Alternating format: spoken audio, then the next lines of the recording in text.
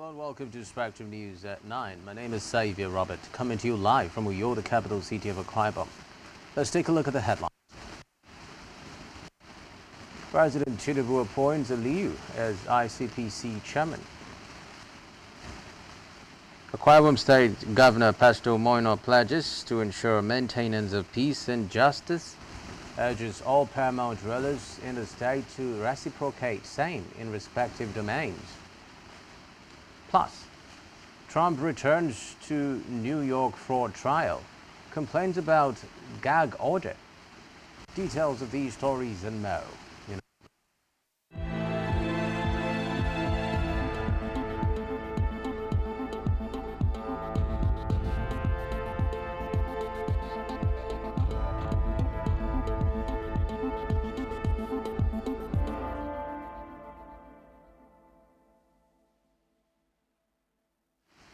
We'll begin tonight with breaking news, where President Bola Tinubu has appointed the Attorney General and Commissioner for Justice Jigawa State, Musa Aliyu, as the new chairman of the Independent Corrupt Practices and Other Related Offences Commission (ICPC). He also appointed Clifford Okwudiri Aparodu as the secretary of the commission. The presidency announced this in a statement today. The presidential spokesman Ajurin Galale said the appointment is an exercise of the president's powers conferred on him as established in Section 306 of the Corrupt Related Offences Act 2000. He said the appointment is in furtherance of the renewed hope mandate to reform key institutions and invigorate Nigeria's war on corruption. He said it is subject to the approval of the Nigerian Senate. Meanwhile, President Tinubu today urged the Senate to screen and confirm Ola Olukoyede and Mohammed Hamajoda for appointments as chairman and secretary respectively of the Economic and Financial Crimes Commission (EFCC). Tinubu's request was contained in a letter read at plenary by Senate President Godswill Akpabio at plenary. Moving on now, the Federal Executive Council (FEC) has approved the establishment of the Presidential Council on Industrial Revitalization Roadmap, which will be chaired by President Bola Tinubu and comprise 10 subcommittees. This was disclosed by the Minister of Trade, Industry and Investment, Doris Uzoka Anite. Uzoka Anite spoke at the end of the FEC meeting, explaining that the subcommittees will deliberate on various policies within different ministries and the Ministry of Industry, Trade and Investment. According to the minister, the ministry has a plethora of policies, frameworks and guidelines aimed at reinvigorating industries across diverse ministries and agencies. Away from that now, the Finance and Coordinating Minister of the Economy, Wale Edun, says the Federal Executive Council (FEC) has okayed the federal government to access $1.5 billion World Bank's budget support loan. Edun said the facility, which would be provided by the International Development Association (IDA), the financing arm of the World Bank, is a low-interest instrument and it is meant for the revival of the nation's economy.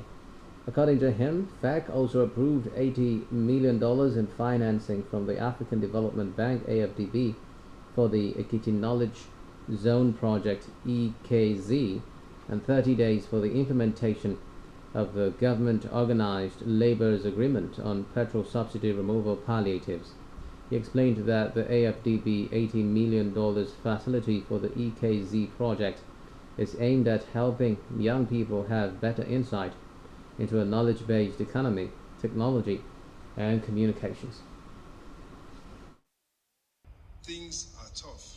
Mr. President is aware, and that is why he has the intervention package, 500 billion naira, as well as other measures, including a wage award and later on a new wage structure for the country.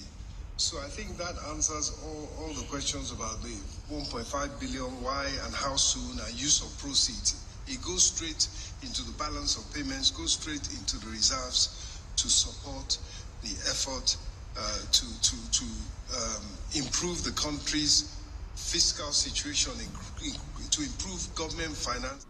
In the meantime, the Federal Executive Council (FEC) has proposed 26.01 trillion naira for the 2024 fiscal year for submission to the National Assembly. This is according to the Minister of Budget and Planning Atiku Bagudu, who spoke after the council meeting presided over by President Tinubu.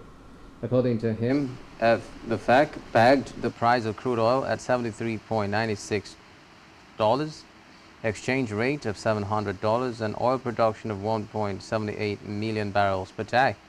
During the briefing of the council chamber, Bagudu said the government is working to ensure a January to December budget cycle. He said the executive will put efforts in place to ensure the 2024 budget is passed and signed before December 2024. Six Medium-Term Expenditure Framework (MTF) and Fiscal Strategy Papers. The assumptions include oil price benchmark, which I said for 2024 we are assuming 73.96, oil production of 1.78 million barrels a day, exchange rate of 700, then the inflation of 21% and GDP growth rate of 3.76%. The aggregate expenditure is estimated at 26.01 trillion naira for the 2024. A supplementary budget because, of course, there are continuing obligations and there are responses to security which can be immediate. So Mr. President is mindful of those and is assessing them. But Mr. President is also committed to the budget process and its integrity. So he wants to ensure that monies that are appropriated will be can be spent in the period for which they are appropriated. The assumptions include oil price benchmark. Meanwhile, the federal government has announced its readiness to commence the payment of 9 months backlog to NPAR beneficiaries who are on the program beginning from November. The NPAR National Program Manager, Akindele Ebuwalo, disclosed this during a meeting with some NPAR beneficiaries at his office in Abuja. Ebuwalo, in a statement issued by the Federal Ministry of Humanitarian Affairs and Poverty Alleviation, stated that the main purpose for the temporary suspension of the program was to address all matters directly affecting beneficiaries. He said the NPAR program would be continued as the renewed Hope Job Creation Program under the supervision of the humanitarian minister.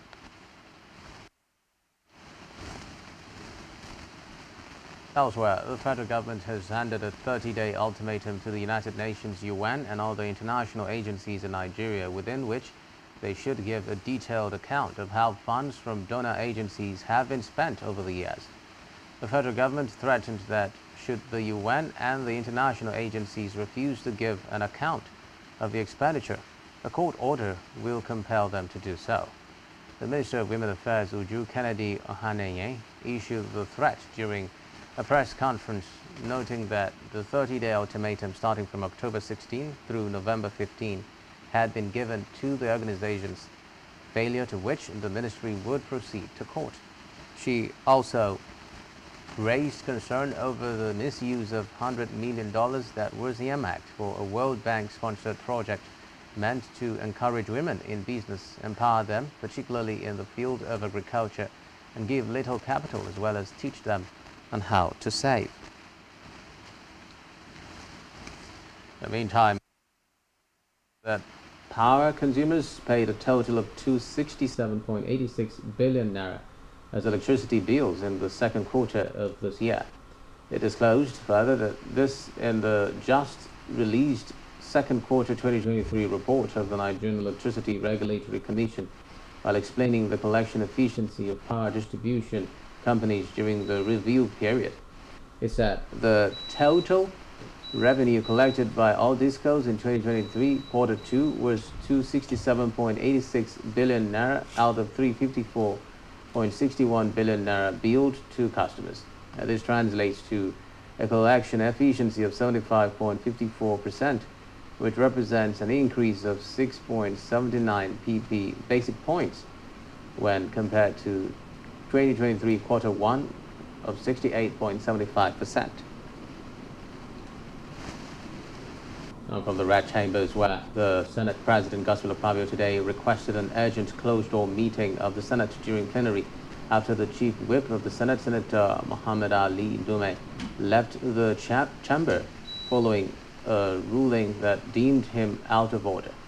Ndume of APC Borno South raised a point of order on alleged errors committed and not corrected by the President of the Senate, Godswill Akpabio.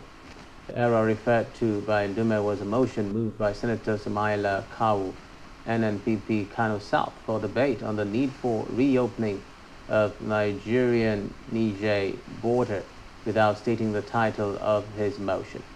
Ndume, who rose through Order 51 of the Senate Standing Rules, requested the Senate President to allow for correction of any error made or observed in plenary. Well, the Senate President Godswill Akpabio has distanced himself from the sack of Adamawa North Senator Elisha Abo by the Court of Appeal. Akpabio said, contrary to Abo's claim, he has no reason to witch hunt the sacked lawmaker. He disclosed this while speaking through his media aide, SMA Yibo. Recall that Abo had accused Akpabio of being responsible for his removal, saying that 4 other senators who worked against the emergence of Akpabio as Senate President had been penciled down to be sacked. Reacting, Akpabio accused Abo of looking for a pasty. Related developments. The National Democratic Coalition, NADECO, United States of America, USA, has called on the President of the Senate, Senator Godswill Akpabio, to resign over his alleged lackluster handling of the affairs of the upper chamber. The coalition claimed that Akpabio, who was reportedly or allegedly planted as the Senate President by President Tinubu, has completely subjugated his colleagues under the executive and eroded the independence and integrity of the legislature in Nigeria. The executive director of NADECO USA, Lloyd Ukwu, in a statement accused Akpabio of showing disdain for the standing rules of the Senate as regards the order of proceeding, vibrant debates during plenary, and thorough scrutiny of executive communications and bills. Ukwu insisted that should Senator Akpabio fail to resign or senators fail to impeach him, NADECO USA would have no option than to mobilize its members in the USA and Nigerians in diaspora for a mass action to ensure he vacates office. From the Green Chambers, the House of Representatives has urged President Bola Tinubu to allocate savings from fuel subsidy removal to enroll Nigerians in the National Health Insurance Scheme (NHIS). This resolution was sequel to a motion moved by Bashiru Dawodu, a lawmaker from Lagos State. Moving his motion, Dawodu said the health insurance scheme under the National Health Insurance Scheme (NHIS) is yet to cover vulnerable Nigerians, as only 5 million have been enrolled under the scheme. He stated that 50 billion naira could enroll 5 million Nigerians into the scheme. Hence, the government should allocate savings from the subsidy removal. It will be recalled that President Tinubu had on May 29 removed fuel subsidy and promised to allocate the savings into healthcare, education, infrastructure, and other investments. The lawmaker said the savings from the subsidy removal would help in registering vulnerable Nigerians into the scheme. Meanwhile, the House of Representatives has resolved to investigate the utilization of funds disbursed to government ministries, departments, and agencies (MBAs) for COVID-19 intervention. This followed the adoption of a motion by Nyampa Zakari of APC Adamawa at plenary today. Moving the motion, Zakari said that the COVID-19 outbreak was a major pandemic in 2019 that affected families, businesses, and economies worldwide. He said that the pandemic resulted in the loss of lives, jobs, and economic opportunities for millions of homes in different parts of the world, including Nigeria. The lawmaker further noted that the pandemic disrupted economic activities, leading to global measures such as lockdowns, travel restrictions, business closures, and government shutdowns to control the virus's spread. Zakari said that the disruption of economic activities necessitated the introduction of various programs, policies, and interventions to boost the economies of families, small businesses, and public corporations. Now, in politics, the National Working Committee (NWC) of the ruling All Progressives Congress (APC) today met with members of the Ondo State House of Assembly. The meeting follows moves by the Assembly members to impeach the state Deputy Governor Lucky Ayedatiwa. It would be recalled that the national chairman of the APC, Abdullahi Ganduje, has set up a 9-man reconciliation committee led by Aminu Bello Masari in a bid to stop the impeachment move. All members of the committee and the state chairman of the APC, Ade Adetimayan, were in attendance. In another development, the Kaduna State Governor Senator Obasani has urged leaders in both public and private sectors to synergize in order to tackle poverty and hardship in the country. Sani made the call in Kaduna today to mark the commemoration of the United Nations Day for the Eradication of Poverty with the theme Decent Work and Social Protection, putting dignity in practice for all. According to him, as leaders, they must, as a matter of urgency, review social and economic policies to reflect the current reality of the most vulnerable, especially in the rural areas. He noted that the illustration of the effective partnership embarked on by his administration was the Qatar Sanabil project for the construction of Kaduna economic and mass housing for the less privileged at Millennium City in the state capital. In a separate development, the Ogun State government has commended the federal government for approving its plan to take over the reconstruction of the Lagos-Ota-Abeokuta road and transform it into a world-class carriageway. Although the road is trunk A and belongs to the federal government, the Federal Executive Council gave the Ogun government a nod to fix and toll the Lagos-Abeokuta expressway. Briefing reporters in Abeokuta, the Commissioner for Works and Infrastructure Ade Akesanya declared that the state is ready to take on the project and end the many years of suffering of her people. He also commended the Governor, Dabwa Abiodun, for his resilience in pursuit of the approval, recalling that the struggle to get approval from the federal government started in 2019. The Commissioner stated that the decision to allow Ogun to take over the project is the best thing that can happen to the people of the state and other users of the road. In a separate development, Governor Inuwa Yahaya of Gombe State has requested for more personnel of the Nigeria Security and Civil Defense Corps (NSCDC) to tackle farmers and herders clashes in the state. This is contained in a statement by NSCDC Public Relations Officer PRO CSC Babawale Afolabi today in Abuja. According to the statement, Yahaya made the request during a courtesy visit to the NSCDC Commandant General CG Ahmed Odi. The governor, addressing senior officers of the Corps, said that the deployment of more personnel, specifically men of the Agro Rangers unit, will aid in the control of farmers and herders clashes, school security, and protection of lives and property. Back here, Akwa Ibom State Governor Pastor Moino has promised to do everything within his power to maintain peace, equity, and justice, and asked the paramount rulers from the 31 local government areas to reciprocate his gesture in their respective domains in the state. The governor made this known when he played host to the paramount rulers drawn from all the 31 local government areas to seek ways of resolving the lingering issues around the leadership of the President General of the Supreme Council of Traditional Rulers at the State Executive Council Chambers, Uyo. The governor promised to sit with the paramount rulers to look into how the matter can be resolved, but asked that the case instituted against the state government by a cross-section of the paramount rulers of Anang, Oro, and Obolo extractions be withdrawn first, so government may not be in contempt of court. Speaking on behalf of Oro Nation, the paramount ruler of Mbo, His Royal Majesty Obwong Okon Asukwo Abang, apologized on behalf of the paramount rulers from Oro Nation for not attending the first meeting earlier called by the governor to resolve the matter. Similarly, the paramount ruler of Itamepo, His Royal Majesty Professor Amanamudo, also apologized. On his part, the paramount ruler of Ibesikwa, Sultan Edidam Clement Ekpeyong, thanked the governor for calling the meeting and promised to work with his colleagues to resolve the issue.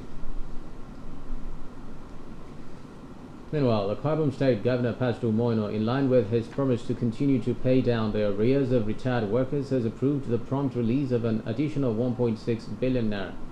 The amount is designed to continue to pay down the arrears of gratuities of retired primary school teachers, local government workers, and civil servants in the state. In a release statement by the Chief Press Secretary to the Governor, Kerete Udo, Pastor Eno is determined to keep to the promise he made to the state organized labor during their one-day national protest march to regularly set aside funds to continue the payment of gratuities. According to Kerete, the governor had previously released 3 billion naira for the same purpose, bringing the total amount so far released for the purpose to 4.6 billion naira.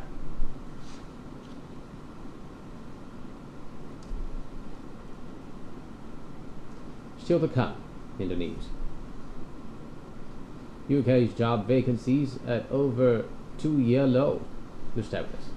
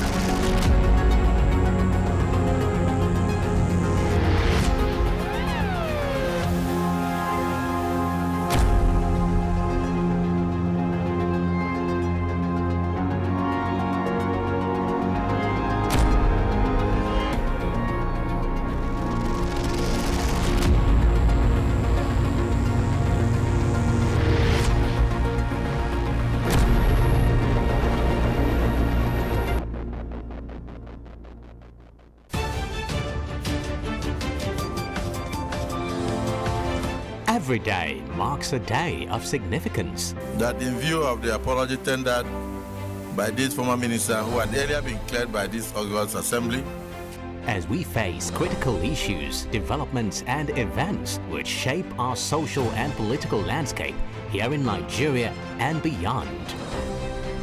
Political Spectrum is a program specially designed to help make sense of all the moving parts of developments and occurrences in our nation's polity and political economy. There is nothing wrong with Nigeria, but there's everything wrong. The educational history of public figures holds significance beyond mere biographical details. From executive, legislative and judicial developments at national and subnational levels to international diplomacy and relations. Join us for exclusive interviews with key political figures, expert opinions, analysts, thought-provoking conversations for and against, shedding light on the major issues that matter. We will always keep you updated on the most factual, smartest and unbiased reportage. Stay tuned to Political Spectrum. Political Spectrum. All sides matter at the round table. Political Spectrum. Exclusive to Spectrum Television.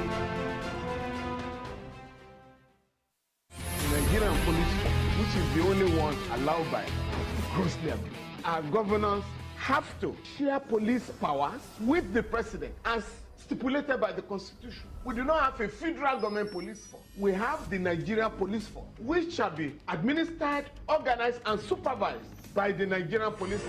No, my lord, I want to say something. I want to say something here. Perhaps it might also enlarge the scope of people who should be invited here for examination. My lord, if we cannot find those who literally murdered Abiola, who are those people who could be said to be the beneficiaries of the death of Abiola? Rogers has linked you with some of the killings he did. He never did.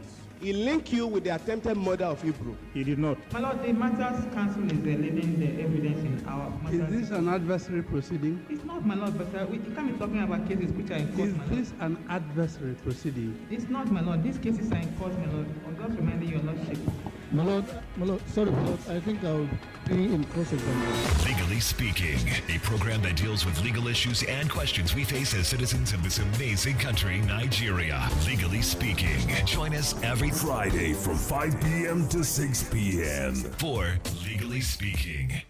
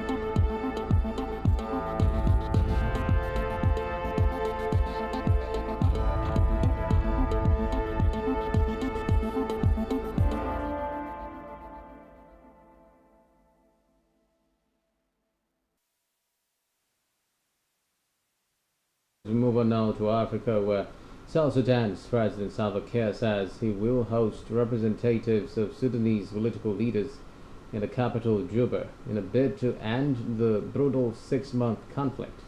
A statement from Kiir's press unit says the meeting will take place next week. According to the statement, the Sudan's leaders will review the Juba peace agreement signed in 2020 between then transitional government and rebel factions, while seeking a way to resolve the current crisis. They call that Kiir appealed to the military and political leaders in Sudan to end the ongoing conflict through peaceful dialogue. Meanwhile, South Africa's Foreign Affairs Minister has spoken to Hamas's leader to discuss getting humanitarian aid to Palestine. Reports say after militant group Hamas launched a deadly attack on Israel last weekend, the Israeli army has laid siege to Gaza, the densely populated Palestinian area where Hamas is based. Foreign Minister Naledi Pandor today confirmed she had a call with Hamas chief Ismail Haniyeh on behalf of the South African government. Hamas, rather than South Africa, had initiated the talks. Elsewhere, Ghana has deployed its navy and other teams to rescue thousands of people affected by the spillage of excess water from some of the major dams amid heavy rains. More than 8,000 people have been rescued in the Volta region after heavy flooding caused by the overflow of Akosombo and Pong hydroelectric dams. Commodore Air Kwafo said they were also responding to distress calls as well as keeping watch on critical infrastructure. He said they had taken motorboats downstream and experienced divers and lifesavers to assist in the rescue efforts, and that more resources will be made available depending on the situation. At least 12,000 people are reported to have been displaced by floods so far. To Guinea now, where security forces have arrested a dozen journalists who were demonstrating against alleged media censorship in the country. Reports say among those arrested in Monday's protests was the Secretary General of the Union of Professionals of the Press of Guinea, SPPG. Sakol Jamal Pendessa. The union had called a march in the capital, Conakry, to demand that the authorities lift restriction placed on a popular news website, Guinea Matin, and to protest against other violations of press freedom. Guinea Matin has reportedly been blocked in Guinea for the last 2 months. Meanwhile, Guinea's ruling junta, which has banned protests since 2022, has not provided any explanation for the blockage. In the meantime, police have said that a Somali TV journalist has been killed in a suicide bombing at a restaurant in the capital, Mogadishu. Abdi Fattah Mualim Noor, alias Keys, who worked for Somali cable television, died in the explosion at Blue Sky restaurant near the Presidential Palace and National Museum. In a statement, police said 4 other people were injured when a bomber blew himself up in front of the restaurant. Meanwhile, Information Minister Dawood Awais condemned the cowardly terrorist suicide attack. To Kenya now, where a partially state-owned company has received criticisms for planning to sell some of its land after the homes of people who lived in the area for years were demolished. Dozens of high-cost homes, churches, and a mosque were razed over the weekend after a court ruled that East African Portland Cement was the legal owner of the land. The court allowed East African Portland Cement, EAPC, to evict the people who had settled in part of the 17.40 square kilometers, that is about 4,300 acres of land, which has been at the center of a legal dispute for years. Reports say the demolition sparked outrage from Kenyans, including the occupants, who described the action as cruel because they spent a lot of money on buying plots and building on the land. Meanwhile, they said they were unsure why the EAPC did not negotiate with them instead of pulling the properties down. Still in Africa, the Democratic Republic of Congo's Transport Minister Mark Akila has said that 47 bodies have been recovered from the Congo River as search and rescue efforts continue following the boat disaster. Akila said the boat accident was caused by overloading and sailing at night, which are prohibited by regulations. He said an investigation was underway and those responsible for the capsizing would be held to account. Elsewhere, Zimbabwe is losing an estimated 300 teachers a month as they seek better conditions abroad, according to their biggest union. Sifiso Ndlovu, the CEO of the Zimbabwe Teachers Association, says the main reason for the exodus is the poor pay teachers get compared to other countries in southern Africa. He told newsmen that a salary rise would be challenging in the current economic context, but that Zimbabwe must do all it can to attract and retain talent. On the foreign scene, Donald Trump returned to his New York civil fraud trial today and complained about a partial gag order imposed on the former U.S. president by a judge in a separate case. Trump's former personal lawyer turned foe, Michael Cohen, had been scheduled to testify at the trial today, but had to delay his appearance to attend to what he said was a medical issue. The 77-year-old Trump spoke to reporters as he arrived at the Manhattan courtroom, attacking New York Attorney General Letitia James, who brought the civil fraud case against him. The judge presiding over the trial and President Joe Biden. Trump, the front-runner for the 2024 Republican presidential nomination, also claimed falsely that the federal judge who will preside over his trial in Washington for conspiring to overturn the 2020 U.S. election had taken away his right to speak. Meanwhile, U.S. District Judge Tanya Chutkan did not take away Trump's right to speak on Monday. Instead, she ordered him not to publicly attack prosecutors, court staff, or potential witnesses ahead of the trial scheduled to begin in Washington in March 2024. So on the foreign scene, the United Nations UN has again pleaded for aid agencies to gain access to Gaza and warned of possible war crimes. The spokeswoman for the UN High Commissioner for Human Rights, Ravina Shamdasani, said the organization is concerned about the Israeli military's demand that Palestinians move from northern Gaza to the south could amount to the forcible transfer of civilians in breach of international law. In a statement, Shamdasani adds that attacks on civilians while attempting to flee the necessary parts of Gaza must be investigated independently. Meanwhile, President Joe Biden will make a landmark trip to Israel on Wednesday, a show of ironclad support to Washington as Washington tries to prevent the escalating war in Gaza from spilling over into regional conflict. The trip comes just days after Gaza-based Hamas fighters broke through Israel's heavily fortified border, allegedly shooting, starving, and burning to death more than 1,400 people. The Secretary of State, Antony Blinken, said Biden's visit would be a statement of solidarity with Israel and an ironclad commitment to its security. In a related development, Russian President Vladimir Putin said the civilian death toll in Gaza could see a catastrophic increase and warned of the risk of a regional war after talking to Iranian and Arab leaders. The Kremlin said Putin had spoken to his Syrian, Egyptian, and Iranian counterparts, as well as Palestinian leader Mahmoud Abbas. Kremlin Foreign Policy aide Yuri Ushakov said Putin would also speak to Israeli Prime Minister Benjamin Netanyahu. The Kremlin statement stressed all the leaders called for an immediate ceasefire for the establishment of a humanitarian truce to provide urgent assistance to those in need.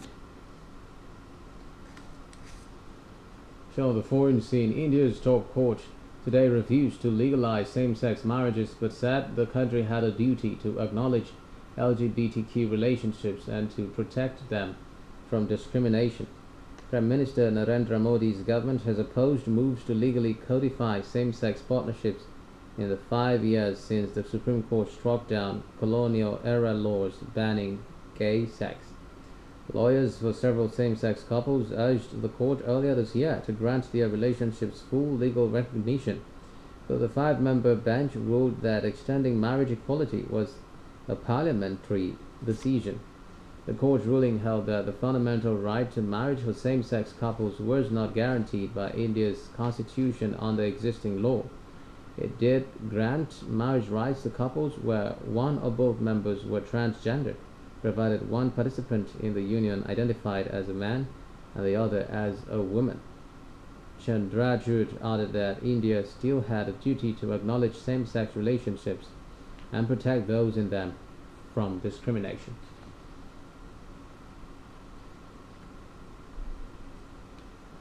And now it's time for the latest business and stock market stories. Here is Blessing Jackson.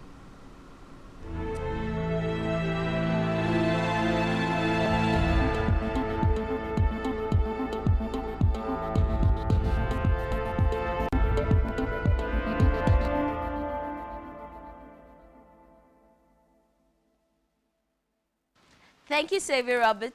Good evening. It's business news. My name is Blessing Dixon.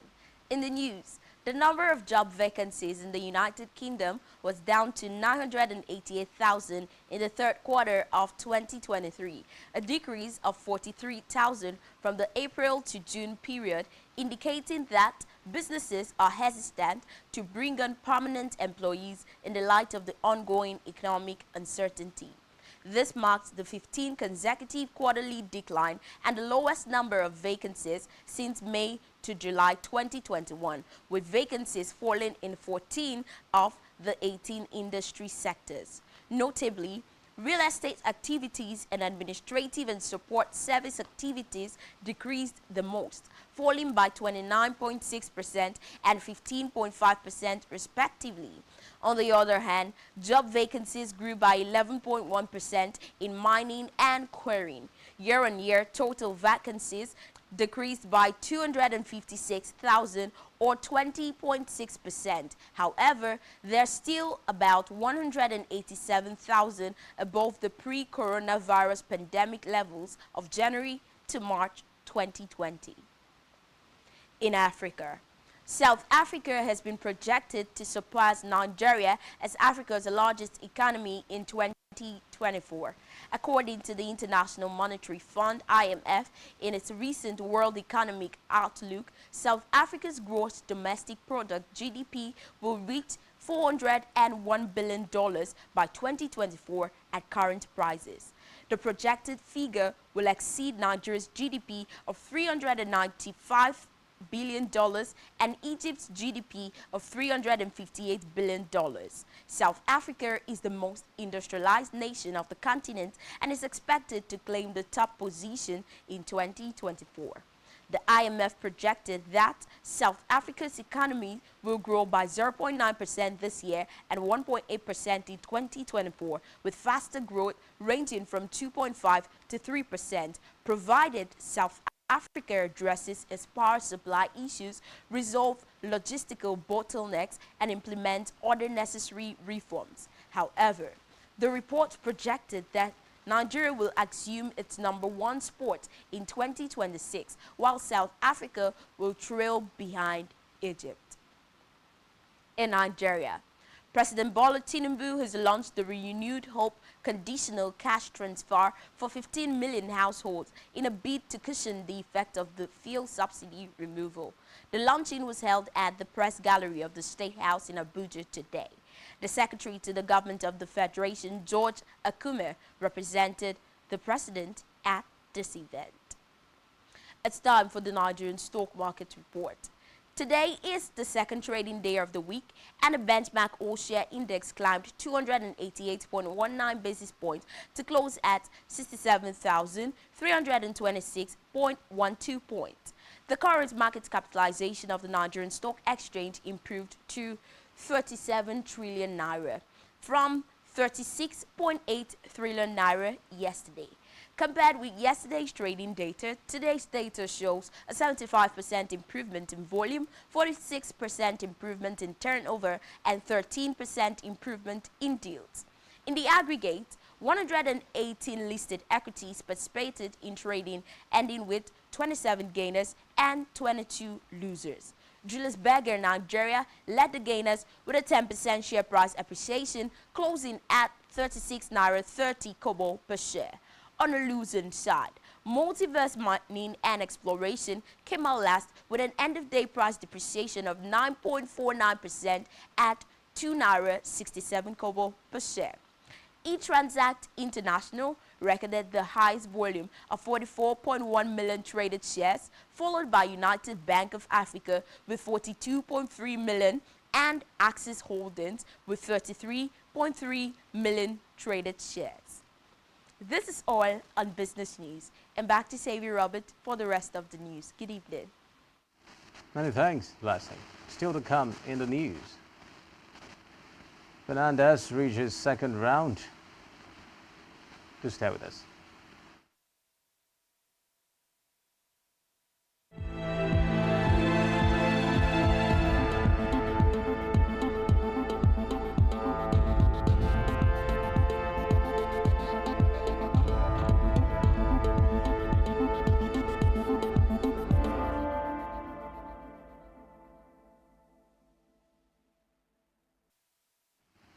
Thanks for staying tuned. Now on our health news, the President, Nigeria Optometric Association, Dr. Chimeziri Anderson, says routine blood pressure and fasting blood sugar tests play critical roles in ensuring comprehensive eye health care. The community eye health epidemiologist said it was necessary to ensure that those tests were integrated into primary care services covered by the health maintenance organizations. This, he said, would make them accessible and affordable. He therefore advised Nigerians to go for regular eye checkups, practice eye safety, live healthy lifestyles, and spread awareness of the importance of eye health. Health consultant psychiatrist Dr. Oluwafunmilayo Kinola has expressed concern over the rising prevalence of mental illness among young Nigerians across the country.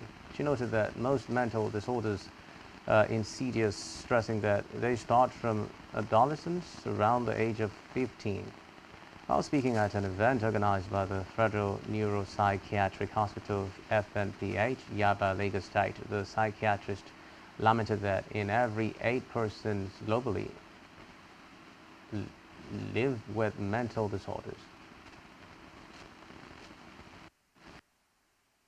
Over now to Isaac for latest sports stories.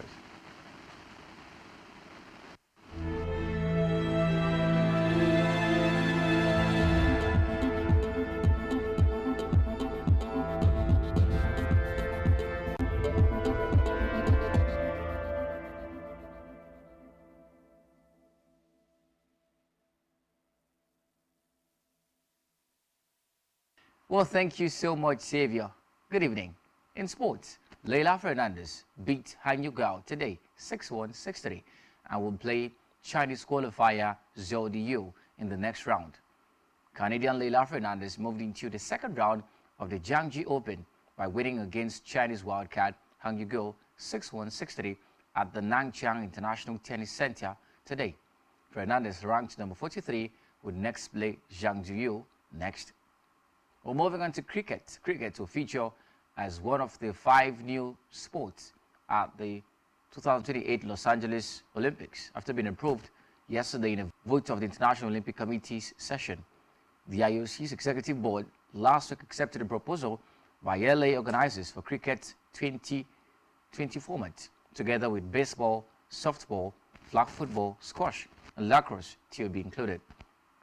But the final choice still had to be voted yesterday at the IOC session in Mumbai, one of the global centers for cricket, as India hosts the men's 50-over cricket World Cup. Only 2 delegates at the session voted against the new sports. Organizers have proposed a 6-team event in both men's and women's 2020 cricket, the shortest form of the game. The IOC's executive board last week accepted a proposal by early organizers for the competition. Well, finally, from football, Super Eagles striker Victor Osimhen is doubtful for Nigeria's 2026 World Cup qualifying games against Lesotho and Zimbabwe in November. Osimhen limped off in the 56th minute during Nigeria's 2-2 draw against Saudi Arabia last Friday and has since returned to Naples, where further tests carried out confirmed he suffered a medium-grade lesion of the biceps femoris of his right thigh. According to Napoli, the 24-year-old has started treatment at the SSCN Konami Training Center. It's expected that Osimhen will be rolled out for at least 3 of Napoli's next matches. However, according to reports, the usual recovery time for this sort of injury is typically 4 to 6 weeks, putting his availability in doubt when Nigeria hosts Lesotho's Crocodiles at the Godswill Akpabio International Stadium on the 17th of November before traveling away to play Zimbabwe 4 days later. Well, the 2022-23 Serie A Capo Cardiniere is expected to miss Napoli's upcoming matches against Hellas Verona in Serie A, a Champions League trip to Union Berlin, as well as visits from Milan the following weekend. With that's it on sports. My name is Isaac. Isaac, back to you, Xavier. Good evening. Many thanks, Isaac. And now on our entertainment news, Halle Bailey, an American singer and actress, has fanned pregnancy rumors after being spotted with what appears to be a growing baby bump. On October 16, the actress was seen walking with her rapper lover, DDG, as seen on the Shade Room. Despite wearing baggy tracks and a grey hoodie, the entertainer seemingly had a bump that was apparent as she walked down Santa Monica streets. Bailey was also seen with a Band-Aid on her arm, leading to speculation that she was on her way to a doctor's appointment. Speculations began in August when a video footage of Hailey and her older sister Chloe attended Beyoncé's Renaissance concert. On the entertainment scene, Nigerian Afrobeats queen Tiwa Savage has postponed a concert scheduled for London over her battle with an illness for weeks. She made this known via a statement posted on her Instagram page today. Savage also announced that all other performances have been halted, adding that she has been devastated over the matter. Meanwhile, popular Nigerian actor Bolanle Ninalowo has broken silence about the trials and struggles he has been enduring as a father. Ninalowo identified strength, patience, perseverance, wisdom, and most importantly, God's grace as his coping mechanisms for navigating the complexities of parenthood. The actor said he has chosen to turn his pain and suffering into motivation, sewing his goals and objectives into the very fabric of his being. He said he believed that the bigger picture of his children's future is always more significant than the challenges of the present. Ninalowo said the journey of fatherhood is not without its difficulties, adding that he recognized that as his children grow older, they will face their own unique challenges and experiences. He urged his followers to entrust their pain and struggles to God, knowing that only He can provide vindication at the appointed time. And lastly, on entertainment tonight, the no-case submission application filed by Peter Nwachukwu, husband of late gospel singer Osinachi, has been dismissed by a Federal Capital Territory FCT High Court sitting in Wuse Zone 2. Nwachukwu had filed the application to challenge the homicide and domestic violence suit instituted against him by the Office of the Attorney General of the Federation on June 3, 2022. Justice Njideka K. Nwosu-Iheme ruled that Nwachukwu has a case to answer. The judge ordered Nwachukwu to open defense in the matter. It will be recalled that on April 8, 2022, Osinachi took her last breath, and her death was linked to maltreatment and domestic violence by her husband.